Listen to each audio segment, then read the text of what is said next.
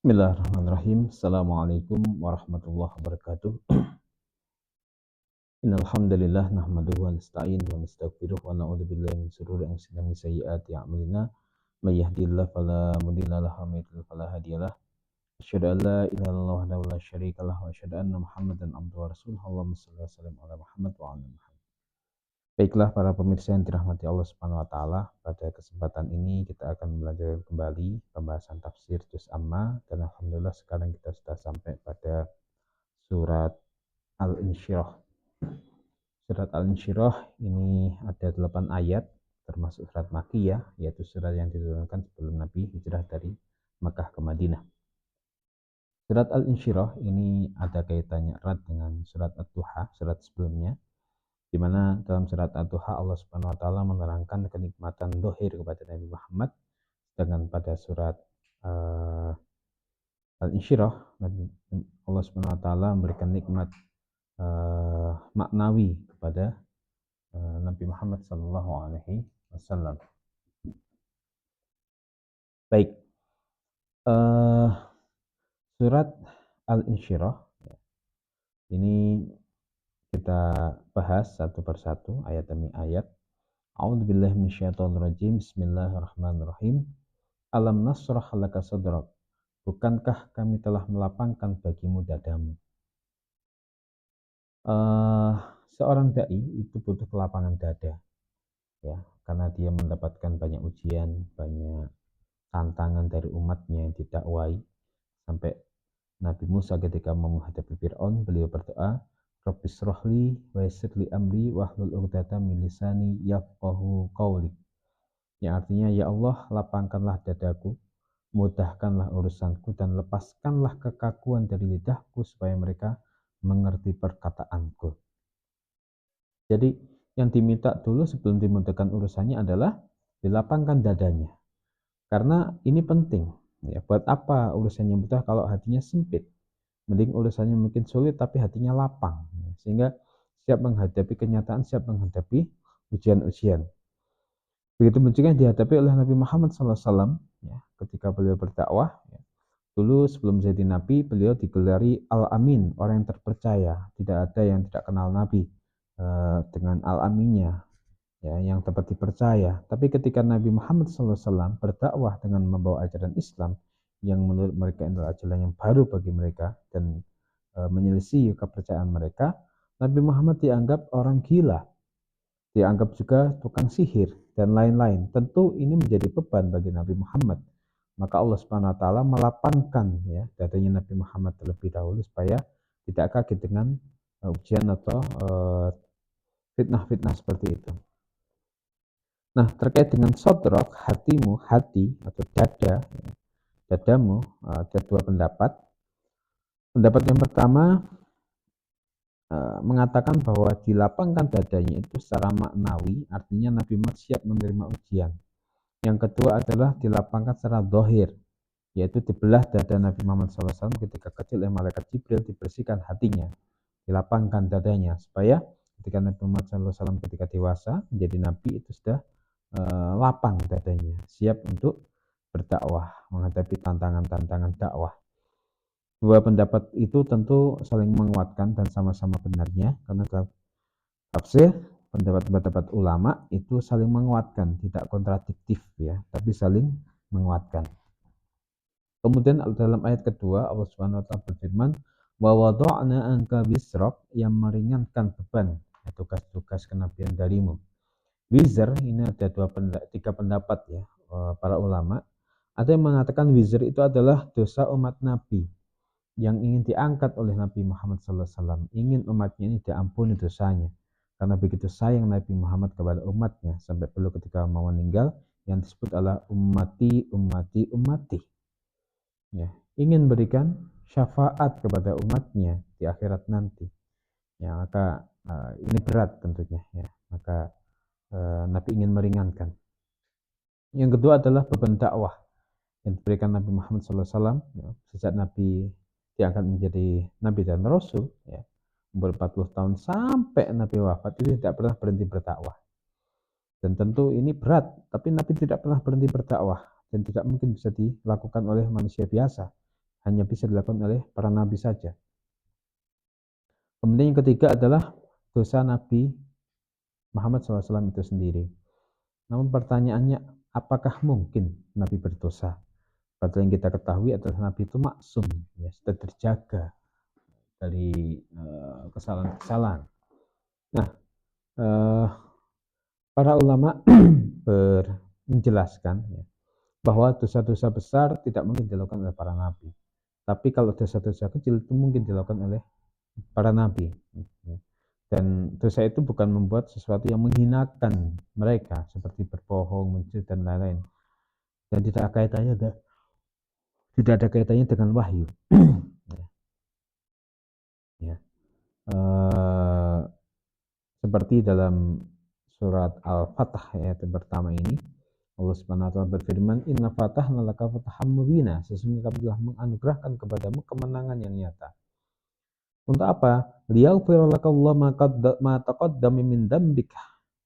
Agar Allah memberikan ampunan kepada Muhammad atas dosa-dosamu, ya, wa ma ta'akhkhar, ya, yang lalu dan yang akan datang. Ya, jadi di situ Nabi Muhammad diampuni dosanya. Allah Subhanahu wa taala menunjukkan bahwa Nabi Muhammad juga punya dosa-dosa adalah dosa-dosa kecil.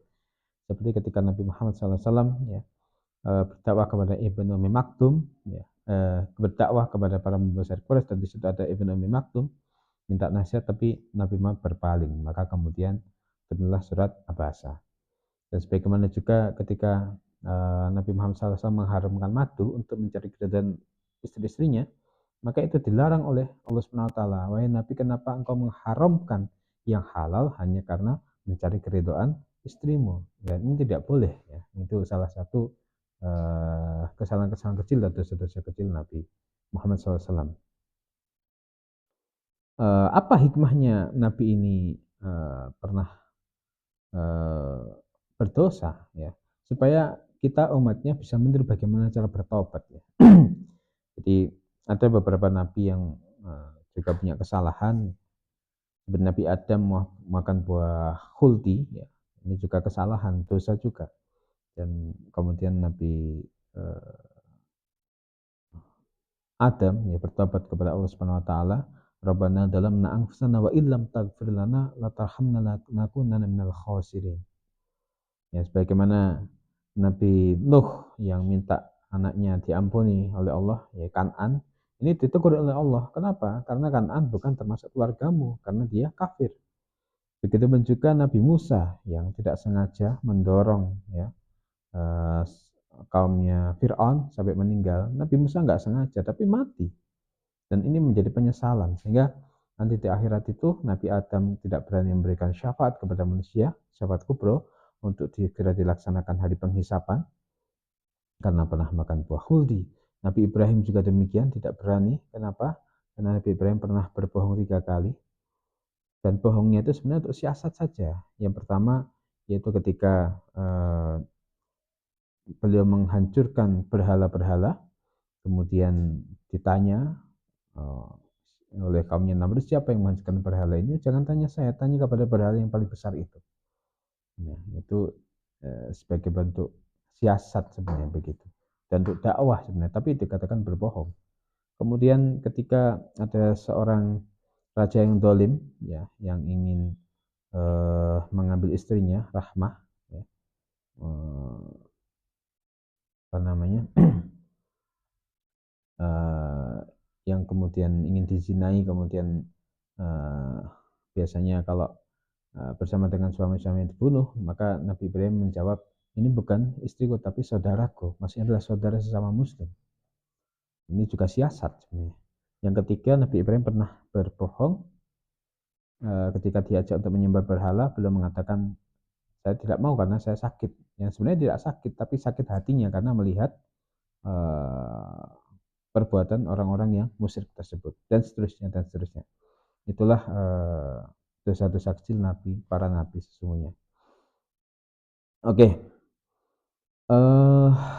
orang mukmin, ya, itu kalau punya dosa itu seperti ditimpa gunung di atasnya. Itu orang mukmin. Tapi orang munafik kalau dapat melakukan dosa itu seperti dilewati lalat ya, kemudian ditepis pakai tangan kemudian ditinggalkan. Jadi biasa saja begitu. Tapi bagi orang yang beriman, apalagi bagi para nabi, ini sangat berat sekali. Ya, sehingga dijelaskan pada ayat berikutnya, alladzi anqadha dhahrak, yang memberatkan punggungmu. Jadi dosa-dosa tadi memberatkan punggung Nabi Muhammad SAW dan orang beriman. Ya, sebagaimana saya jelaskan tadi, bagaimana para nabi itu, ya, walaupun dosanya kecil dan itu sebagai siasat dakwah, itu juga mereka merasa itu berbohong, ya, sehingga ini menjadikan dia tidak berani memberikan syafaat di akhirat nanti. Baik, berikutnya seharusnya orang ketika melakukan dosa itu gelisah, ya. Namun karena mungkin kita terbiasa melakukan dosa sehingga biasa-biasa saja. Gitu. Kemudian Allah berfirman, wa rafa'na laka dzikrak, yang dan meninggikan derajatmu dengan selalu menyebut-nyebut namamu.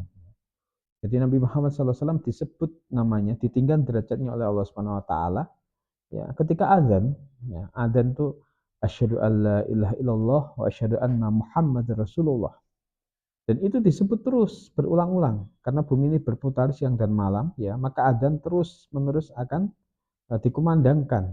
Di sini asar, ya, di belahan bumi sebelah timur, ya, bisa jadi atau sebelah barat itu subuh dan begitu sebaliknya, sehingga adzan itu terus dikumandangkan. Belum salawat-salawat yang terus bacakan untuk Nabi Muhammad SAW, menunjukkan bahwa Allah meninggikan derajat Nabi Muhammad dan selalu menyebut-nyebut nama Nabi Muhammad SAW.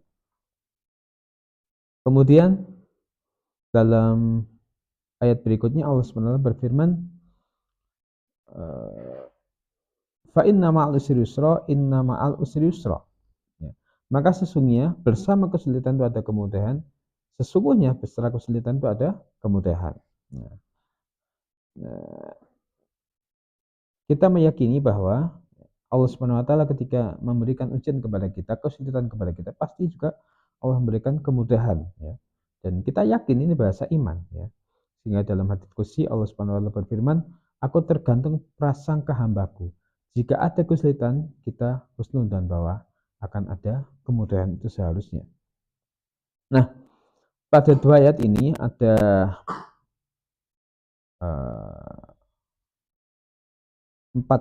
lima penekanan, ya, penekanan dalam ayat ini. Yang pertama, ini diawali dengan kata-kata inna, yang sesungguhnya itu adalah bentuk penekanan, sesungguhnya. Yang kedua, Allah ulangi ayat ini dua kali. Inna ma'al usri yusra, inna ma'al usri, menunjukkan apa? Bahwa setelah bersama kesulitan itu ada kemudahan. Dan dalam kaidah bahasa Arab, ya, dua ayat ini Allah sebut kesulitan itu satu kali. Al-usri sama-sama al-usri itu sebenarnya satu kali. Dengan kemudahannya disebut dua kali, yusron. Kemudahan yang pertama dan kemudahan yang kedua itu berbeda. Ya, begitu. Kemudian yang ketiga, yusron dipakai tanwin menunjukkan bahwa kemudahan tersebut adalah pengagungan, artinya mudahnya luar biasa. Dan ini tentu dengan bahasa iman kita melihatnya. Kemudian yang kelima, kesulitan dan kemudahan itu digandeng dengan kata-kata ma'ah, ya, yang artinya bersama. Menunjukkan kesulitan dan kemudahan itu sebenarnya datang bersama-sama, tapi kita tidak bisa melihat kemudian itu, kadang yang kita lihat adalah kesulitannya saja. Karena setiap apa yang terjadi dalam diri kita, ya, yang ditakdirkan Allah, pasti ada hikmah di balik itu. Ya, ada kemudahan di balik itu, kesulitan, kemudahan itu datang bersama. Maka kita yakini bahwa ketika kita mendapatkan kesulitan, Allah Subhanahu wa taala pasti akan mendatangkan kemudahan kepada kita. Kemudian Allah berfirman, "Faida faragta fansab," apabila engkau telah selesai dengan suatu kebajikan, teruslah bekerja keras untuk kebajikan yang lain. Nah, jika selesai dari apa ini? Ini ada beberapa pendapat juga ulama, ada dua. Artinya selesai dari ibadah yang satu, maka lakukanlah ibadah yang lain. Contoh misalkan setelah sholat berdoa. Jadi ibadah sholat selesai, kemudian kita ibadah dengan berdoa. Kemudian contoh lagi setelah tasyahud akhir kita berdoa, karena setelah tasyahud akhir, ya, itu doa kita mustajabah gitu. Kemudian setelah sholat wajib melaksanakan sholat sunnah. Nah, itu tafsiran yang pertama. Tafsiran yang kedua yaitu jika selesai dari pekerjaan dunia maka seriuslah untuk beribadah. Jadi harusnya dunia itu eh, yang penting cukup gitu ya. Tapi akhiratnya yang lebih harus serius ya. Karena dunia ini akan kita tinggalkan. Jadi seharusnya akhirat yang lebih serius ya. Kita serius mencari dunia, kita serius mengejar dunia, tapi dunia akan kita tinggalkan. Tapi akhirat abadi, kehidupan yang sesungguhnya. Maka utamakan akhirat, tapi jangan lupa dunia. Itu yang menjadi prinsip kita seharusnya. Kemudian dalam ayat 8 Allah Subhanahu wa taala berfirman, "Wa ila rabbika farghab," dan hanya kepada Tuhanmu berharaplah. Ya, ini sebenarnya wa ila rabbika itu objek, tapi objek kemudian didulukan. Menunjukkan apa? Menunjukkan pembatasan bahwa hanya Allah yang pantas diharapkan. Berharap kepada selain Allah pasti akan kecewa. Ya. Kita ikhtiar ya lewat manusia, ya, di depan manusia, di depan bos itu wajar. Tapi hati kita itu harus tetap berharap kepada Allah Subhanahu wa taala. Itu hadirin para pemirsa yang dirahmati Allah Subhanahu wa taala yang bisa kami sampaikan. Semoga bermanfaat. Wabillahi taufiq wal hidayah. Wassalamualaikum warahmatullahi wabarakatuh.